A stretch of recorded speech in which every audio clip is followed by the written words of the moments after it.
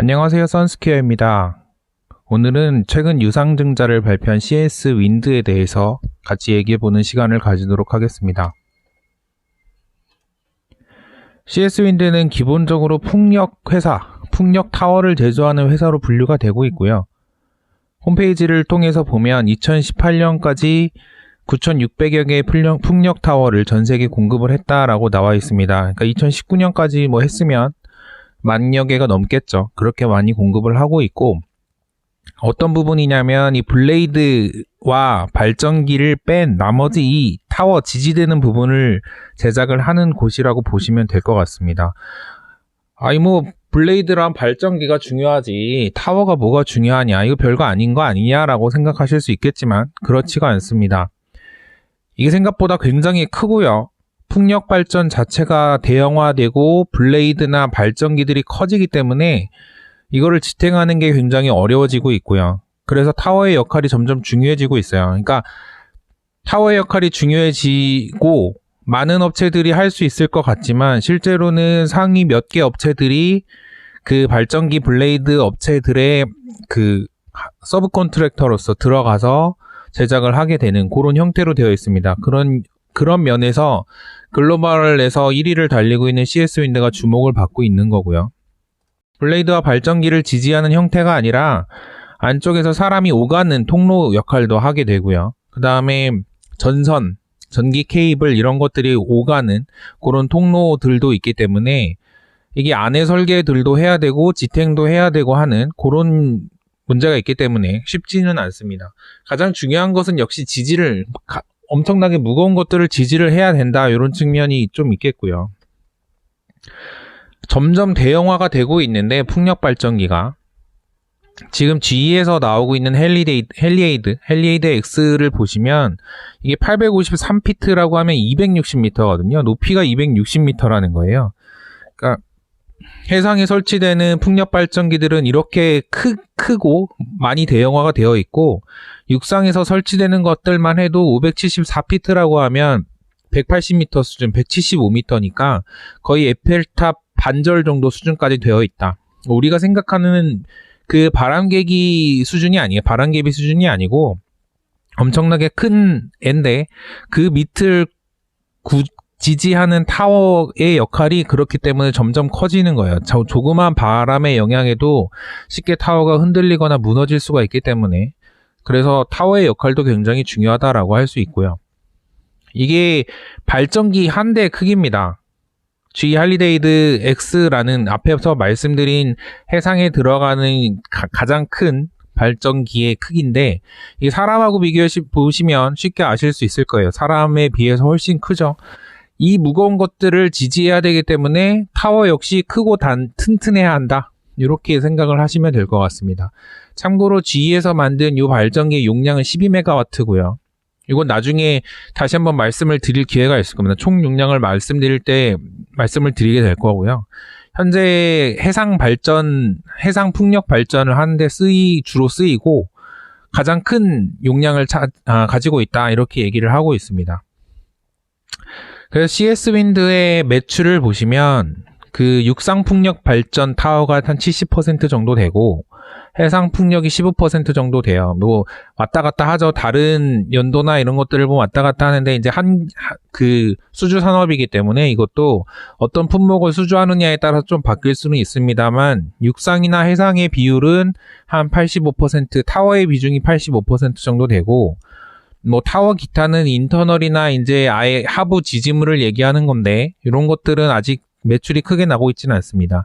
이 플랜트라고 되어 있는 부분을 좀 헷갈려 하실 수도 있는데, 플랜트는 실제로 플랜트에 들어가는 기기를 만드는 대경기계 공업을 인수를 하면서 일부 플랜트 매출이 나고는 있어요. 근데 크지 않고 회사에서도 주력으로 생각하고 있지 않기 때문에 그렇게 신경을 쓰고 있는 것 같지는 않습니다. 한 3% 수준 되고, 베어링이라고 하는 요 매출은 CS 베어링이 자회사로 있잖아요. 한 40% 이상 50% 미만의 진분을 가지고 있는데, 그 CS 베어링에서 나오는 매출을 잡은 겁니다. 그러니까 쉽게 얘기를 해서 풍력타워 발전, 풍력 발전 타워에 대부분의 매출이 나고 있고 거의 단일 부문화되어 있다 이렇게 보시면 될 것 같습니다. 매출액은 지금 이게 누적이에요. 누적인데 3분기 누적 한 7천억 정도 되죠. 작년 3분기 작년 3분기 기준으로 봤을 때 한 6천억 정도 됐는데 훨씬 많이 뛰어왔고 2019년에 다 해서 8천억 정도 됐잖아요. 이제 그거를 올해에는 9천억 이상 될 거기 때문에 비율로 따지면 9천억 이상이 될 거기 때문에 2019년 기록은 깰 것 같고 2018년, 17년 계속 안 좋았다가 계속 요새 매출이 많이 나고 있는 부분이기 때문에 좀 눈여겨보실 필요가 있을 것 같고요. 영업이익 또한 계속 개선되고 있습니다. 그래서 721억 정도 그렇게 해서 영업이익, 매출액 모두 개선이 되고 있는 상태고요. 가장 중요한 뉴스가 있었습니다. 최근에 가장 중요한 뉴스가 있었는데 11월 20일에 유무상증자라고 써놨네요. 유무상증자를 발표를 했습니다. 처음으로 유상증자를 발표를 했고요. 같이 발표를 했어요. 유무상증자를 발표를 했는데 유상증자는 380만 주를 발표를 했고 그 자금들을 이제 이렇게 쓰겠다. 시설에 2,900억 정도 대부분을 쓰고 운영자금을 쓰겠다. 시설자금에 대해서는 뒤에 다시 한번 자세하게 설명을 드리도록 하겠습니다. 그렇게 해서 3,500억 정도를 조달을 하겠다라고 얘기를 하고 있고 그 다음에 같은 날 같은 공시로 무상증자도 발표를 했습니다. 결국에는 주식수를 늘려서 그 주식수만큼 늘어나는 이제 자본을 또 더 투입을 하겠다는 건데 사실 원래대로라면 이제 이 유상증자 이후에 1대1 무상증자기 때문에 무상증자 된 만큼 주식이 절반으로 떨어져야 되죠. 근데 기대감이 있다라고 하면 증자를 했을 때 더 많은 돈이 좀 몰릴 수 있으니까 그런 기대감이 있는 것 같고요. 1대1 방식입니다. 그래서 유상증자가 다 끝나서 주식이 2,000주 정도 되면 그거를 곱하기 2를 한다는 소리예요. 그래서 지금 현재 주식을 가지고 계신 분들, 그 다음에 유상증자에 참여하시는 분들은 이런 것들을 좀 알아두시면 될 것 같고요. 주식 수가 2배가 되는 겁니다. 최대 주주는 김성권 님이 35%를 가지고 있고, 이제 쭉 가족이죠. 가족들이 일정 비율을 가지고 있는데, 최대 주주가 35.51%예요. 그래서 유무상 증자 이후에 29.13%까지 감소할 수 있다. 이렇게 얘기를 하는데, 할 수 있다라고 되어 있지만 사실상 이 비율 그대로 갈 가능성이 높습니다. 왜냐하면 공시를 봤을 때 최대 주주 및 가족, 그러니까 이 네 분이 50억 이상 참여 예정이다. 50억을 참여한다고 봤을 때 유상증자 비용이 지금 3,500억이잖아요. 50억인 것과 50억을 참여하겠다라는 것과 지금 다 합쳤을 때 50% 정도의 지분율이 되는데 그거를 생각해 봤을 때 50억 수준 가지고 지분율이 왔다 갔다 하겠다. 이 현재 지분율을 지키겠다. 그거는 아닌 것 같고요. 유상증자 후에 어떤 지분율이 떨어지더라도 지배력에는 문제가 없다라고 판단을 하지 않았을까 이렇게 생각을 하고 있습니다. 그래서 30% 언저리까지 떨어질 예정이고요. 지배력에는 큰 문제가 없을 것 같습니다. 가족들이 주로 주식을 갖고 있기 때문에. 가장 중요한 부분입니다. 유상증자에서 시설 자금이라고 되어 있는 그것의 목적이 무엇이냐? 미국 내 생산 기지를 설립하겠다는 겁니다. 지금 요게 가장 큰 호재로 작용을 하고 있죠. 사용 시기는 21년 상반기부터 22년 하반기까지 2년에 걸쳐서 사용을 하게 되어 있고 사용 내용은 공사비죠. 공사로 들어가는 비용인데 이것들을 2,900억을 쓰겠다 이렇게 되어 있습니다. 운영자금은 빼고요. 그래서 미국 생산기지에 지금 3,000억을 넣겠다라고 하고 있고 공시를 보시면 중부 내륙의 육상 풍력 기지를 만들고 동부 해상의 풍력 기지 해상 풍력 기지를 만들겠다 이렇게 얘기를 하고 있습니다. 뒤에 좀 더 자세히 보시고요. 미국 중부에 만들고 동부 해안에 만드는데 이게 결국엔 뭐냐면 바이든이 대통령이 됐잖아요. 당선인이 됐으니까 바이든이 계속 얘기하는 바가 뭐냐면 바이 아메리카예요. 미국 내에서 만든 제품들을 미국에서 소비를 하겠다. 리쇼어링 정책도 계속 펴고 있잖아요. 그러니까 결국에는 결국 발전기 회사, 블레이드 회사들이 미국 내에서 생산된 타워를 사고 싶어 한다는 거예요. 그렇지 않으면 미국 밖에서 사오려면 좀 정부의 눈치가 보인다는 거죠. 그래서 결국 CS 윈드에 맡기더라도 미국에서 생산된 것을 더 선호할 수 있다. 그런 측면에서 바이든이 당선되자마자 CS 윈드는 유상증자를 통해서 늘어난 비용을 미국으로 투자해서 치고 들어가겠다. 이렇게 얘기를 하고 있는 겁니다.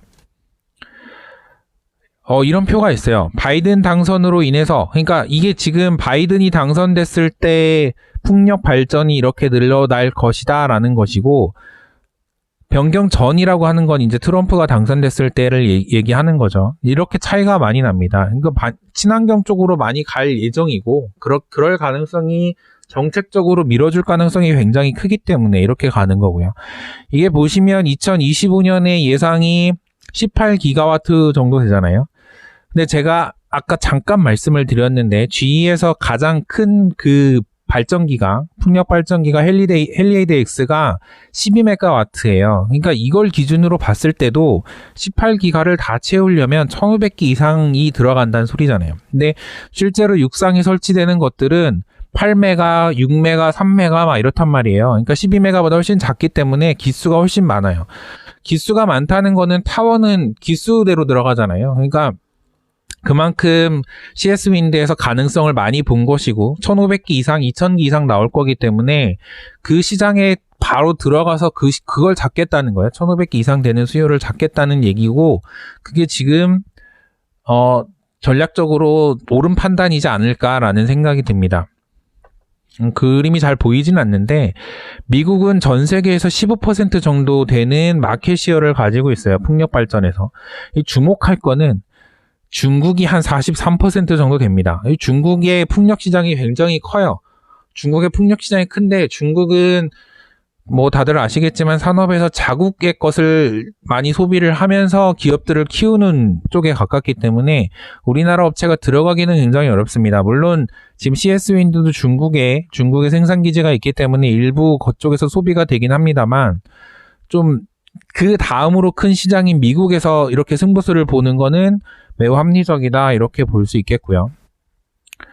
그래서 이렇게 전망들을 합니다. 지금 현재 미국향 매출이 어디서 나고 있냐면 말레이시아랑 베트남에서 만들어서 미국으로 보내는 걸로 해서 이런 매출이 나요. 2,500억 정도 매출이 나는데 이 매출을 미국에서 바로 만들면 5년 후에는 1조 5천억이 될 것이다. 이렇게 예상을 하고 있습니다. 아까 말씀드린 그런 바이든의 정책, 그 다음에 그랬을 때 나올 수 있는 대수, 그 다음에 CS 윈드의 어떤 마켓시어 이런 것들을 다 감안했을 때 이 정도 비율이 나온다는, 이 정도 매출액이 나올 것이다라는 전망이죠.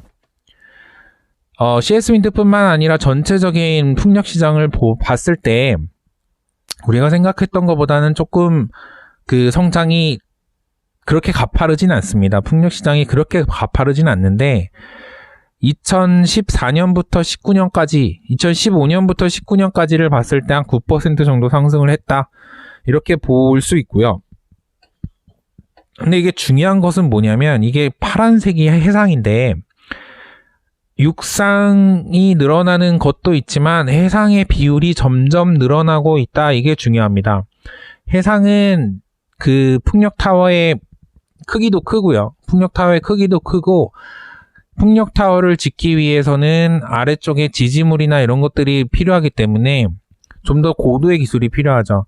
그래서 이 시장을 들어갈 수만 있으면 굉장히 회사한테는 이익이 될 것이다 이렇게 보고 있는데 점점 해상의 비중이 커지고 있기 때문에 좀 주목할 필요가 있고요. 그래서 예상하건대 2020년부터 24년까지는 몇 %가 성장하냐, 4% 정도 성장을 할 거다 이렇게 보고 있어요.